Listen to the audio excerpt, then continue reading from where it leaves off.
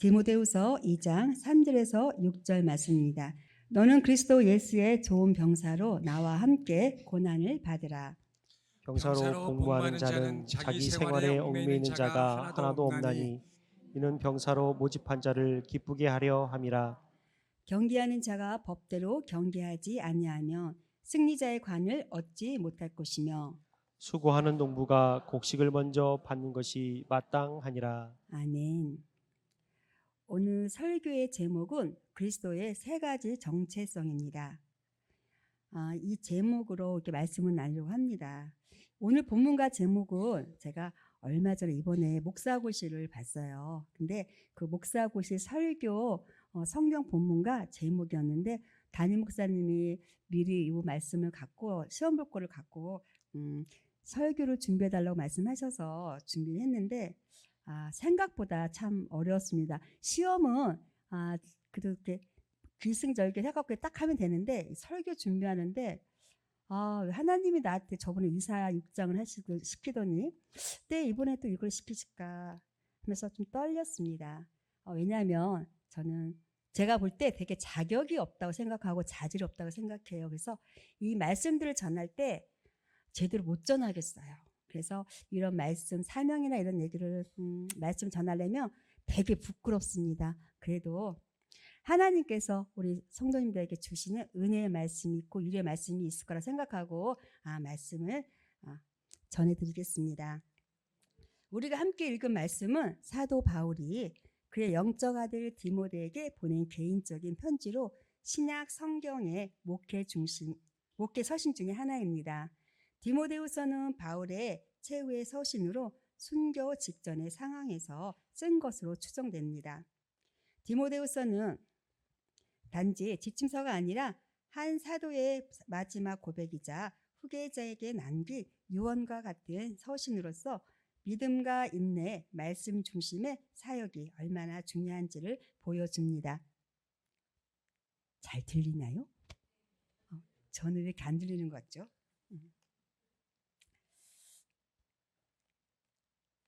오늘날 그리스도인들이 살아가는 세상은 혼란스럽습니다. 가치는 바뀌고 진리는 절대적 가치와 판단하지 않고 상대적인 가치로 판단하며 신앙은 점점 개인 취향의 문제가 되어버렸습니다. 이럴 때일수록 우리는 우리가 누구인지, 즉 우리의 정체성을 분명히 알아야 합니다. 사도 바울은 디모데에게 목회자로서의 정체성과 자세를 가르치면서 그리스도인의 삶이 결코 쉬운 길이 아님을 말합니다. 그러면 세 가지 비유를 사용하여 그리스도인의 정체성을 설명합니다. 그것은 군사, 경기자, 농부입니다. 이 세 가지는 단순한 이미지가 아니라 신앙인의 삶에 꼭 필요한 태도와 자세를 보여줍니다. 우리가 이 땅에 살아가는 동안 반드시 붙잡아야 할 중요한 질문이 있습니다. 바로 나는 누구인가?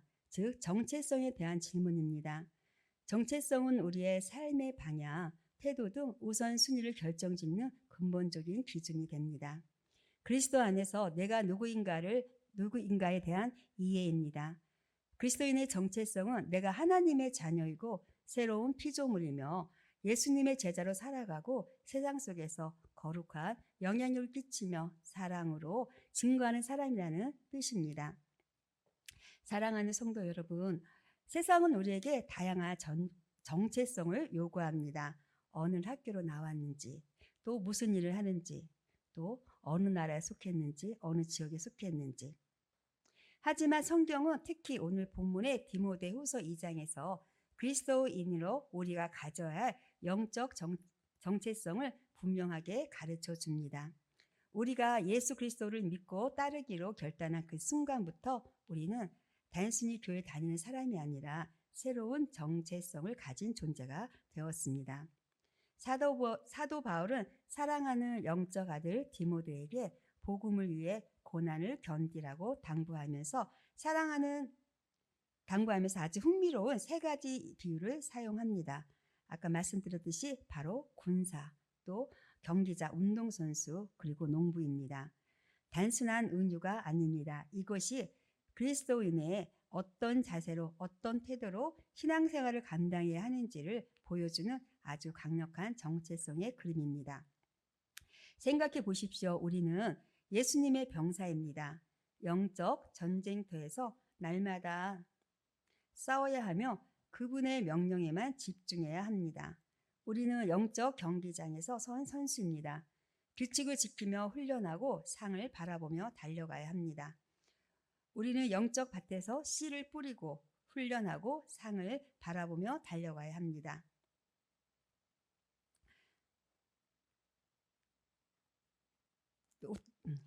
영적 밭에 씨를 뿌리고 땀 흘리는 농부이면서 인내하며 기다릴 줄 알고 또 결국에 열매를 거두는 사람들입니다.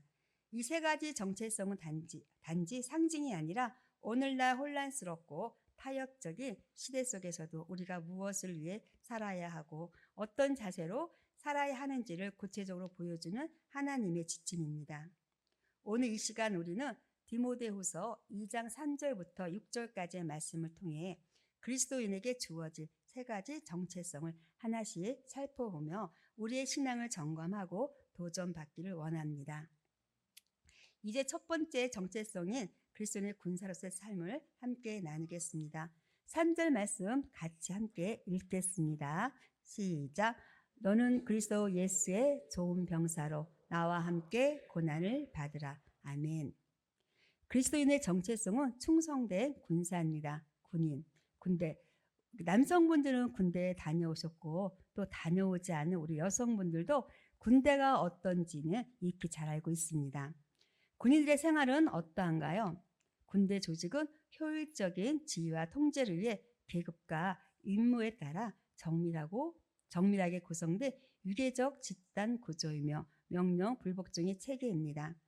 군사의 본질은 명령과 복종과 충성입니다. 군인은 사적인 일보다 임무를 헌신합니다. 남성분들은 군대 이야기를 하면 3박 4일 해도 모자르시죠? 아니십니까? 아니시구나. 우리 문양교회 성도님들 군대 안 갔다 오셨어요? 그렇구나. 그러시면 어쩔 수 없는 건데 하여튼 간에 근데 다시 군대로 가라 그러면 얼굴 표정이 바뀝니다. 왜 그럴까요? 개인적으로는 매우 힘든 시기로 기억되는 경우가 많습니다. 자유의 제약, 위계적 구조, 신체적 피로, 사회적 단절, 심리적 스트레스 등 복합적으로 적용하기 때문입니다. 대한민국 남자들에게는 훨씬 더 잘 이해되는 부분일 것 같아요. 우리가 대한민국 군대 군의로 불림을 받았다. 사실 이 과정에 있어서 참 가고 싶지 않고 경험하고 싶지 않은 그런 과정일 수도 있습니다. 물론 나는 해병대에 가서, 나는 특정대에 가서 가장 멋있고 멋지게 군대 생활을 할 거야 하는 사람들도 있지만 대부분의 경우는 그런 고난의 시간들을 지나가는 것을 원하지 않을 것 같습니다. 그렇지만 대한민국 남성들은 원하지 않는다 해도 대한민국의 군인으로서 용사로서 불림을 받고 군입대를 합니다. 그 순간부터 군사로 겪어야 되는 훈련과 고난의 시간은 필연적입니다. 여러분들에게 묻고 싶습니다. 우리가 하나님을 믿으며 우리들이 하나님의 군사로 불림을 받았다고 하는 것을 믿으십니까? 군대에 가보지 않은 여자들은 그럼 군생활 해본 남자들은 하나님의 군사로 손색이 없을까요? 그럼 군대 가보지 않은 여자들은 군사로서 손색이 있을까요? 남자 대 여자 어느 쪽이 신앙생활을 더 잘할까요? 편을 가르자는 건 아니고요. 제가 보면 어느 교회를 가보면 항상 우리 여자들이 많아요. 그래서 문득 제가 생각해 봤어요. 이것이 어떠한 게 좀 작용이 될까라고 생각을 해봤어요. 그리스도 예수의 좋은 병사란 고난을 함께 받을 것을 권면하고 있습니다. 우리는 신앙의 여정에서 적들과의 싸움이 있음을 알리고 그 싸움에서 흔들리지 않고 인내할 것을 강조합니다. 그리스도인으로 살아가는 것은 편안한 길이 아닙니다. 진리를 지키고 예수 그리스도의 복음을 전파하는 과정에서 불편함과 도전이 따를 수 있습니다. 오늘 우리에게 이 믿음이 있다면 우리들이 믿음의 용사로서 겪어 나가야 되는 고난은 필연적입니다. 이 말은 우리들의 가슴에 새겼으면 좋겠습니다. 자, 그러면 우리가 용사로, 군사로 불림을 받았는데 이왕이면 우리들에게 맡겨진 이 구간들의 시간들을 우리는 잘 해내야 되지 않겠습니까? 이런 말이 있습니다. 군 생활은 힘들어도 국방부 시계는 돌아간다. 아니, 우리 운양교육 아무도 군대 안 갔다 오셨습니까, 집사님? 여자인 나도 하는데 왜 모르세요? 아, 그랬어요? 아유, 죄송합니다. 아무튼 국방부 시계는 돌아간답니다. 아, 그래서 죄송합니다. 우리는 어떻게 그리스도의 군사로 담대하게 나갑니까? 어려운 훈련의 와중에도 건너편에서 웃고 계신 하나님의 얼굴을 바라보는 것입니다. 아무리 어려운 훈련을 지나가고 있어도 그 고통 가운데 머무르는 것이 아니라 고통 저놈에 계시는 주님의 넉넉한 얼굴을 바라보고 갑니다. 이런 글이 있습니다. 들어보세요. 하나님 가라사대 아니야. 주님이 때론 우리 인생의 기도를 아니야라고 말씀하시면 거절하시지만 그 거절 속에는 너무나 깊은 뜻이 있음을 깨닫게 됩니다. 나는 하나님께 내 자만심을 없애달라고 요청했는데 하나님은 아니야. 그것은 내가 없앨 것이 아니라 내가 포기해야 하는 것이야 라고 대답하십니다. 나는 하나님께 불구가 된 내 아들을 고쳐달라고 요청했는데 하나님은 아니야. 물론 몸은 잠시일 뿐이야 라고 대답하십니다. 나는 하나님께 인내를 달라고 요청했는데 하나님은 아니야. 인내는 주어지는 것이 아니라 노력해서 얻는 것이지 라고 대답하십니다. 나는 하나님께 행복을 달라고 요청했는데 하나님은 아니야. 나는 복을 줄 수는 있지만 행복을 느끼는 것은 너에게 달렸어라고 대답하십니다. 나는 하나님께 고통으로부터 나를 보호해달라고 요청했는데 하나님은 아니야. 고난은 너를 세상의 염려로부터 멀어지게 하고 너를 나와 더 가깝게 만든다 라고 대답하십니다. 나는 하나님께 내 영혼의 성장을 도와달라고 요청했는데 하나님은 아니야. 너는 스스로 자라야 해. 나는 내가 열매를 많이 맺도록 내게서 쓸데없는 것들을 잘라낼 뿐이야 라고 대답하십니다. 나는 하나님께 나를 사랑하시냐고 물었는데 하나님은 그렇단다. 너를 위해 내 외아들을 죽게 할 만큼 너를 사랑한다. 그리고 내가 그를 믿어서 언젠간 하늘나라에서 살게 될 것이다 라고 말씀하셨습니다. 나는 또 하나님께 하나님이 나를 사랑하시는 만큼 내가 다른 사람을 사랑할 수 있게 해달라고 요청했는데 하나님은 내가 이제야 제정신이 들었구나 라고 말씀하셨습니다. 참 의미 있는 이야기였습니다. 그렇습니다. 우리들에게 어떤 것이 주어지는 것이 아니라 우리들이 하나님을 바라보며 우리들이 변화되고 훈련되어 가는 것, 그것이 우리들의 용사로서 살아가는 부분인 것 같습니다. 4절 말씀입니다. 병사로 복무하는 자는 자기 생활에 얽매이는 자가 하나도 없나니 이는 병사로 모집한 자를 기쁘게 하려 함이라. 아멘. 군사는 자기를 부르신 분을 기쁘게 합니다라고 되어 있습니다. 우리가 누구의 군사가 된다고 하는 것은 우리를 군사로 부른 주체가 있다는 말입니다. 그냥 우리들이 살고 있는 자리에서 나 군인이야 그러고 살아가는 것이 아닙니다. 우리를 부르신 이에 목적이 있어서 우리를 부르시는 것입니다. 우리들에게 굉장히 중요한 것이 있습니다. 하나님이 우리를 기도의 용사, 복음을 전하는 용사, 나누고 베푸는 자의 용사, 섬기는 자의 용사로 부르셨다면 우리는 부르신 하나님을 기쁘게 하는 그런 용사가 되어야 하는 것입니다. 우리의 정욕과 죄를 끊어내는 삶을 살아가야 하는 것입니다. 병사는 그분의 법대로 살아갈 수 있을 때 우리들이 좋은 병사가 되는 것입니다. 시편 46편 10절의 말씀입니다. 이르시기를 너희는 가만히 있어 내가 하나님 됨을 알지어다. 아멘. 우리가 좋은 군사가 되는 것은요, 때로 우리의 인생에 소용돌이치는 우리의 인생의 고난의 한가운데서 가만히 하나님 됨을 아는 것입니다. 하나님 됨을 알므로 인하여 우리들이 훈련되어 가는 것입니다. 여러분들의 인생 한가운데서 군사로 불림을 받았다는 믿음의 확신이 있으십니까?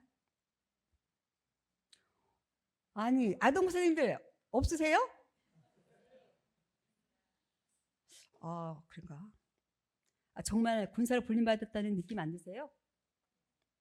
아멘 해보세요, 아동부. 잘했어요. 그렇다면 군사가 되십시오. 군사가 된다고 하는 것은 필연적이고 고난을 감수한다는 말입니다.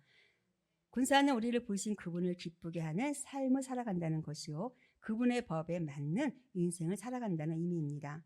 그저 쉽게 인생을 살아가는 것도 아님을 깨닫고 우리를 부르신 그 부르심의 현장 가운데서 훈련되게 하시고 훈련을 통하여 성장하여 충성된 군사로 부르신 하나님을 기쁘시게 하는 충성된 군사인 것입니다. 이것이 첫 번째 정체성이 회복되어지길 주님의 이름으로 축복합니다. 5절 말씀 함께 읽겠습니다. 시작자가 법대로 경계하지 아니하면 승리하는 자의 권을 얻지 못할 것이며. 아멘. 두 번째 그리스도의 정체성은 규칙을 따르는 운동선수입니다. 다시 말하면 그리스도인은 경계하는 자입니다. 운동들 좋아하시죠? 짱입니다. 저도 운동을 참 좋아해요. 대부분 다들 운동을 좋아하실 겁니다. 운동을 직업으로 가지고 있는 사람들은 어떻습니까? 운동선수는 목표가 있습니다. 1등, 바로 승리입니다. 그러나 아무렇게 경기를 하면 승리할 수 없습니다. 반드시 규칙, 법을 따라야 합니다. 승리를 위해 훈련하고 절제합니다. 운동선수는 승리를 목표로 철저하게 자기 관리를 해야 합니다. 체급대로 나뉜 운동선수는 경기를 치르는 아침에 개최를 합니다. 그때까지 선수들은 물 한 모금도 절제합니다. 인생을 보통 마라톤에 비유를 많이 하죠. 우리는 인생이라는 영적 경기장 위에 서 있는 운동선수와 같습니다. 이 경기는 단순한 육체의 경쟁이 아니라 믿음과 인내, 순종과 충성으로 싸우는 신앙의 마라톤입니다. 이 경기에는 단 하나의 원칙이 있습니다. 법대로, 규정대로 해야 합니다. 영적의 시합장에서는 법대로란 무엇일까요? 이 법은 단지 세상법이 아니라 하나님이 정하신 질서와 말씀의 기준입니다. 말씀에 순종하며 살아가는 것, 세상의 유혹보다 하나님의 뜻을 따르는 것, 그것이 법대로 사는 삶입니다. 예를 들어 운동선수가 아무리 잘 뛰어도 반칙을 하면 실격입니다. 마찬가지로 신앙생활에서도 속임수나 자기 방식으로 살며 승리의 면류관을 얻지 못합니다. 법대로 사는 삶이 왜 어려운가요? 사람은 자주 넓은 길, 지름길을 택하고 싶어 합니다. 때로는 불공정한 이익에 흔들리고 눈에 보이는 성공에 마음을 빼앗깁니다. 하지만 하나님은 결과보다 과정의 정직함을 더 중요하게 보십니다. 승리에 관한 누구에게 주어지는가요? 믿음의 경륜을 끝까지 인내하고 하나님의 뜻대로 산 사람에게 주어지는 것입니다. 오늘 말씀은 우리에게 이렇게 묻고 있습니다. 너는 지금 하나님의 기준 안에서 달리고 있니? 세상의 방식이 아니라 진리와 말씀에 따라 살아가고 있니? 하나님은 속도를 보시는 것이 아니라 방향과 순종을 보십니다. 성실하게 정직하게 말씀을 따라 살아갈 때 우리는 비로소 승리의 곧 영광스러운 상급을 얻게 될 것입니다. 우리가 또 기억해야 할 것이 있습니다. 경기에는 심판관이 있습니다. 심판관은 경기 내내 지켜보고 판정을 내립니다. 우리의 삶도 하나님 앞에 심판대 앞에 서게 될 날이 있습니다. 고린도후서 5장 10절 말씀입니다. 이는 우리가 다 반드시 그리스도의 심판대 앞에 나타나게 되어 각각 선악간의 그 몸으로 행한 것을 따라 받으려 함이라. 아멘. 법대로 산다는 것은 말씀을 삶의 기준으로 삼는 것을 말합니다. 세상은 내가 하고 싶은 대로 살아라 말합니다. 그렇지 않아도 내가 하고 싶은 대로 살고 있지 않습니까? 이런 유혹을 뿌리치며 성도는 주님이 원하신 대로 살겠다고 말해야 합니다. 예로 성경은 정직을 말하는데 물질적 손해를 볼까봐 거짓을 택하고 법대로 경계하는 게 아닙니다. 신앙은 남과 비교하는 경쟁이 아닙니다. 오히려 하나님 앞에서 정직하고 성실하게 달리는 내 경주입니다. 남보다 빠르다고 해서 상을 받는 것이 아니라 끝까지 법을 지킨 자에게 상이 주어집니다. 어떤 사람은 시작을 잘합니다. 그러나 규칙을 어기고 중간에 멈춥니다. 신앙은 단거리 경주가 아니라 인내가 필요한 마라톤입니다. 끝까지 순종하고 말씀에 붙들려 사는 자기 결국 승리자의 관을 얻습니다. 오늘 하루하루 우리의 인생이라는 경기장에서 뛰고 있습니다. 승리의 관을 열심히 달린 사람의 것이 아니라 하나님의 법 지키며 끝까지 달린 사람의 것입니다.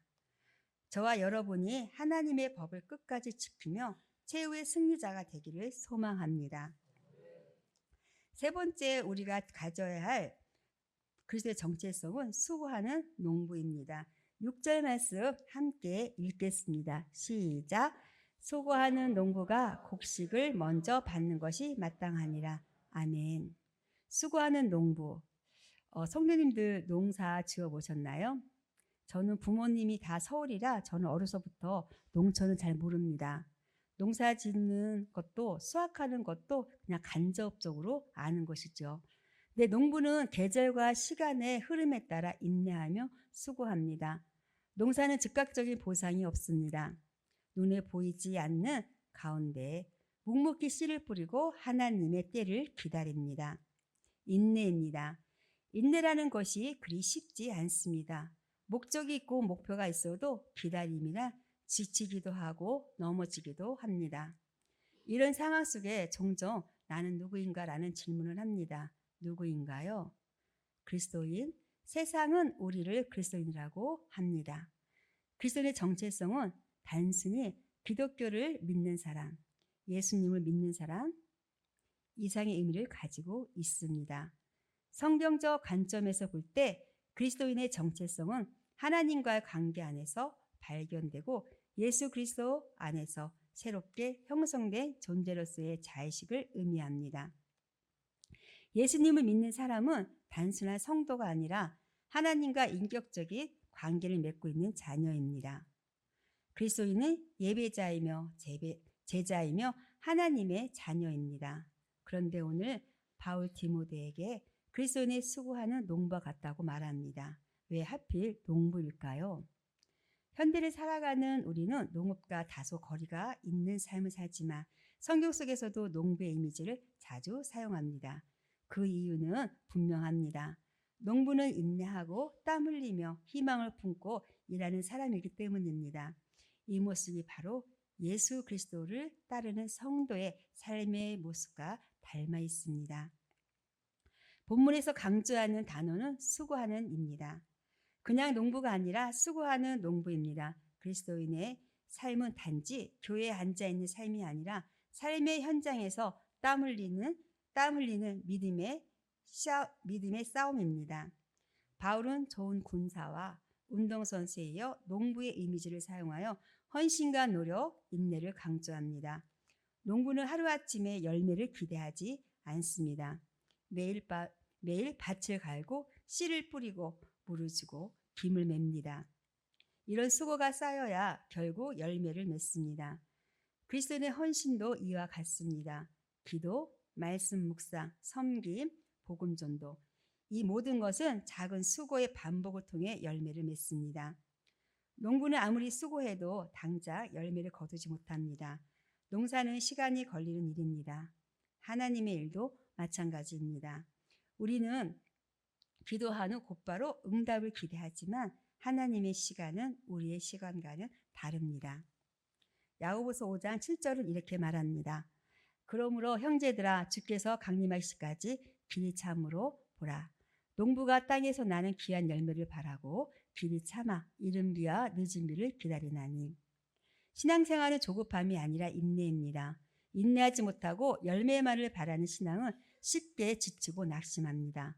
그러나 농부처럼 인내하는 신앙은 결국 풍성한 열매의 기쁨을 맛보게 됩니다. 본문은 이렇게 말합니다. 수고하는 농부가 곡식을 먼저 받는 것이 마땅하다. 이 말씀은 두 가지 의미를 가집니다. 첫째, 수고에는 반드시 보상이 따른다는 원칙입니다. 하나님은 우리의 헌신과 눈물을 결코 잊지 않으십니다. 둘째, 수고한 사람은 먼저 열매의 기쁨을 누릴 자격이 있다는 격려입니다. 여기서 먼저 받는다는 말은 영적인 기쁨, 구원의 확신, 열매 맺는 기쁨을 포함합니다. 세상에서 수고해도 보상을 받지 못할 때가 있지만 하나님 나라는 다릅니다. 하나님은 결코 헛된 수고를 허락하지 않으신답니다. 사랑하는 성도 여러분, 우리는 지금 어떤 삶을 살고 있습니까? 혹시 결과만을 바라며 조급하게 기도하고 응답 없다고 실망하진 않았습니까? 혹시 다른 사람은 잘 되는 것 같고 나만 고생하는 것처럼 느껴지십니까? 아니면 조용히 밭을 갈며 말씀을 심고 인내하며 땀 흘리고 계십니까? 하나님은 수고하는 자에게 풍성한 열매를 허락하십니다. 지금 당장은 보이지 않을지라도 우리가 믿음으로 오늘을 성실하게 살아갈 때 그분은 반드시 우리 삶 가운데 열매를 맺게 하실 것입니다. 예수님 역시 수고하는 농부셨습니다. 십자가는 땀과 피와 눈물로 갈아엎은 밭이었습니다. 그 밭에 심긴 것은 자신의 생명이었습니다. 그 결과 우리가 구원의 열매로 맺어진 존재가 된 것입니다. 이제 우리는 예수님처럼 다른 사람의 생명을 위해 씨를 뿌리고 복음을 심으며 살아가야 합니다. 오늘 이 말씀을 마음에 새기며 수고하는 농부로서의 정체성을 다시 심으며 살아가야 합니다. 믿음의 씨를 뿌리고 기도의 물을 주며 말씀으로 자라게 하기를 멈추지 않아야 합니다. 신앙은 단순한 감정이 아닙니다. 삶 속에 땀 흘려 순종하는 수고가 있어야 열매를 맺습니다. 믿음은 한 번의 결단이 아니라 매일의 땀방울입니다. 그리스도의 삶에도 환난과 시험은 옵니다. 그러나 인내하며 말씀을 붙잡고 살아가는 이들에게 하나님은 가장 좋은 열매를 주십니다. 농부는 단지 수고만 하는 존재가 아닙니다. 그 수고의 열매를 받는 존재입니다. 하나님은 우리의 헌신과 인내를 결코 헛되이 하지 않으십니다. 때가 되면 반드시 열매를 맺게 하시고 그 열매를 우리에게 허락하십니다. 갈라디아서 6장 9절의 약속입니다. 우리가 선을 행하되 낙심하지 말지니 포기하지 아니하며 때를 이름에 거두리로다. 사랑하는 성도님, 오늘도 우리의 믿음의 밭에서 우리는 씨를 뿌리고 있습니까? 기도하고 있습니까? 말씀으로 가꾸고 있습니까? 그리고 무엇보다 수고하고 있습니까? 성도 여러분, 신앙의 위기가 찾아오지 않으면 좋으련만 때때로 현실은 우리의 신앙을 마구 흔들 때가 있습니다. 하나님의 말씀대로 살려고 할 때 믿음을 지키지 못하게 하는 위기가 찾아온 적이 있을 것입니다. 이것이 하나님의 뜻임을 분명히 알지만 주변 상황과 문제가 자신보다 거대하게 보일 때가 있지 않으셨나요? 그래서 그 사명과 말씀을 뒤로하고 도망치고 싶을 때가 있지 않으셨습니까? 앞으로도 일어날 수 있습니다. 그때 우리는 바로 본절에 바울의 권면을 되새겨야 합니다. 신앙의 위기가 느껴질 때일수록 우리는 주님께 더욱 가까이 나가야 합니다. 우리는 나약하지만 우리 안에 계시는 주님은 위대한 전능자이십니다. 때문에 그리스도 예수 안에 있으면 우리는 더 이상 겁낼 것이 없습니다. 그러므로 넉넉히 이길 힘을 주실 주님의 은혜 속에 잠겨야 할 것입니다. 하나님의 힘은 모든 일에 부족함이 없이 충분하고 강력합니다. 그 힘은 죽음을 포함하여 모든 것이 이겨낼 수 있고 실제로도 이깁니다. 여러분, 바울이 본문을 쓸 때 바울의 심정이 어땠을까요? 또 바울은 로마 어둑한 감옥에서 얼마나 많은 기도를 했을까요? 복음에 완전히 사로잡힌 그는 앞으로 전개될 복음 전파를 위해 자신의 온 마음과 힘을 다해 하루하루 기도하며 보냈을 것입니다. 아니, 밤중에 자면서도 복음 전파에 대한 꿈을 꾸었을 것이 분명합니다. 그만큼 그리스도의 말씀이 주를 모르는 사람들에게 전파되길 간절히 원한 바울은 그 열망으로 본문의 한자 한자를 써내려 갔던 것입니다. 그리고 이는 바울을 통해 성령님께서 그의 거룩한 열망으로 복음을 위해 살아야 할 우리에게 쓰인 것과도 같습니다.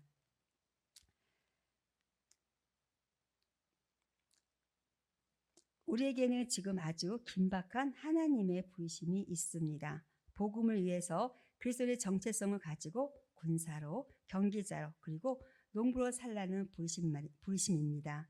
이 부름에 저와 여러분 모두가 믿음으로 아멘하고 화답하여 그리스도의 역사를 이루는 특권과 은혜를 누리게 되길 원합니다. 그리스도의 정체성을 잃지 않고 예수님의 충성된 군사로, 좋은 병사로 그 어떠한 고난을 받아도 담대하게 나가며 우리의 경기장 같은 삶의 연속 시합에 참여하는 운동선수라도 하나님의 법대로 하나님의 뜻대로 룰을 지키며 승리를 바라보며 저 너머 두 팔 벌리고 계시는 주님을 바라보며 기쁨으로 결단하며 나아가기를 소망합니다. 아멘.